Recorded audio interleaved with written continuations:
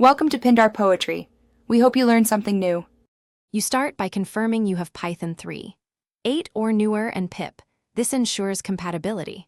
Once done, install the QR code library and pillow so image generation works.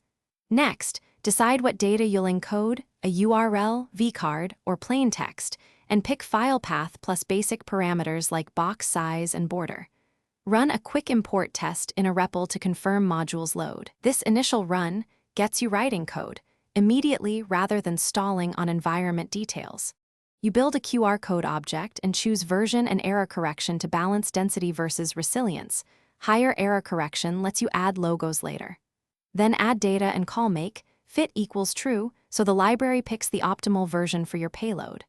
Once the matrix exists, call make image with fill and back colors. This is where you tailor branding. If you need a transparent background for overlays, convert to RGBA. Finally, save to PNG or SVG, depending on scaling needs and usage.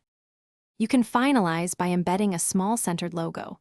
Convert both images to RGBA, scale the logo to about 15% of QR size, then paste it preserving alpha. This works because error correction recovers blocked modules. For print or high-res needs, export SVG using the library's SVG image factory.